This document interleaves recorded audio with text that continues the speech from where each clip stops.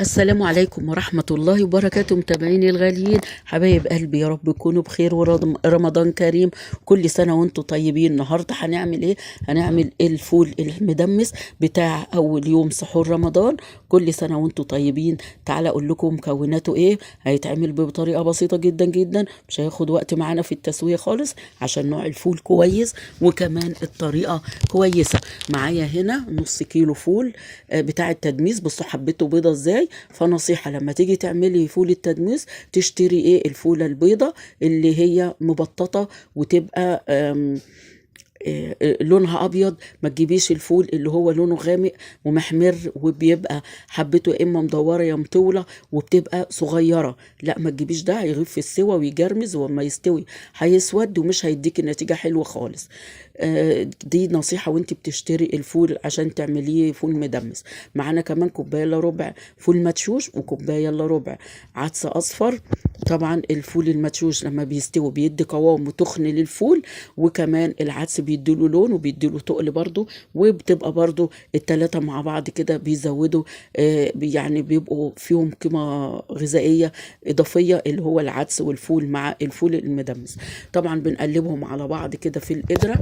تاخدي بالك ان القدرة، خدوا بالكم كده، المية انا حطيتهم على بعض، والمية في الاول بتبقى عاملة رغاوة بيضة كده.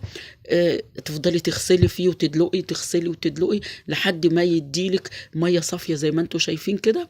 وبتبقى كده خلاص، دي الميه اللي هندمس فيها. لان اوعي تعمليه بالميه تبليه ميه وخلاص، لا، بتفضلي تدعكي فيه بايديكي.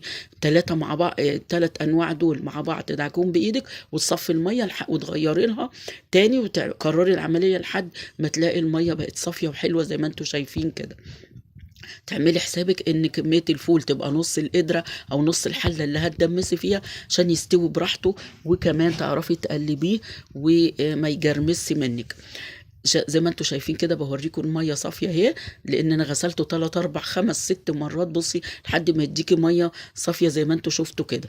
هاخد بقى حته فويل زي ما انتم شايفين ومربعه كده، واغطي بيها بق القدره. كمان لو الحله تغطيها برضو بقطعه فويل كده، تغطي الحله كلها. وكمان هنحط ليه بقى؟ عشان الفويل يكتم السخونيه ويكتم البخار اللي بيطلع في ايه، ما يسرسبش ميه كتير وهي بتفور، عشان ده اللي بيساعد في التسويه وما ياخدش وقت معاك. طبعا احنا هننقعهم تقريبا كده مش اقل من 3 4 ساعات. بصوا انا عملت ده امتى؟ عملته قبل العصر. قبل العصر العشاء سويته، يعني نقعته من العصر، من قبل ما اصلي العصر لحد يعني هو العصر ادن.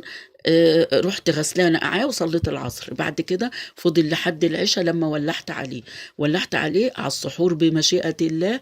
لقيته استوى بقى زي الفل. هناخده على النار بقى كده ونغطيه. بصوا هيبتدي لما هيبتدي يغلي، النار على نار عالية في الأول. لما يبتدي يغلي زي ما انتم شايفين، بصوا هنشيل الغطا بوريكم ابتدى يغلي اهو.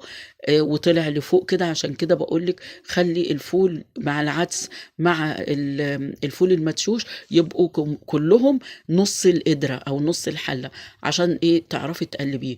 اكتمي بقى كده ايه، هو كده ابتدى يشرب من المية لما اتنقع. عشان كده حبيته زادت. نزلت كده عشان تعرفي تنزليه بالمعلقه، اضغطيه شويه كده. انا عندي البراد ده مخصصاه لغليان الميه، ازود بيه حاجات، يعني بسخن فيه ميه. مليته ميه وشلت بقى. اول ما غلي شلت الفويل وحطيت البراد، والميه اللي هتسخن من البراد، كل ما الميه اللي على الفول تقل هنزود من البراد ميه سخنه. اوعي تزودي ميه من الحنفيه، لانه هيجرمز مش هيستوي وهياخد وقت معاكي وهيبقى يسود كمان.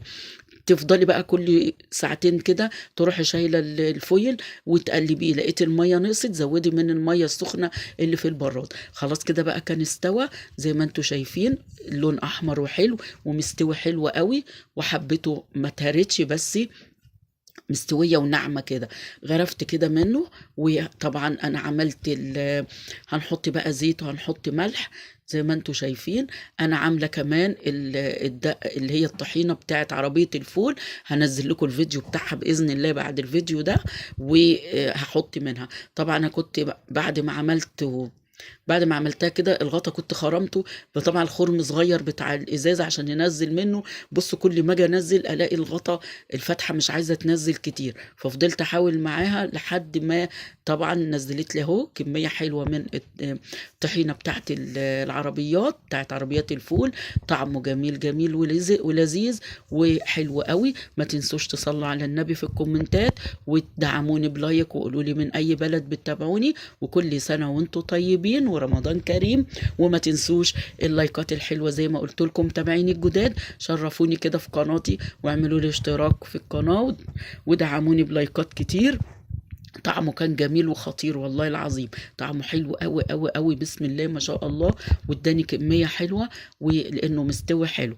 جربوا بقى بطريقتي كده، وصلوا على النبي، ومع السلامه.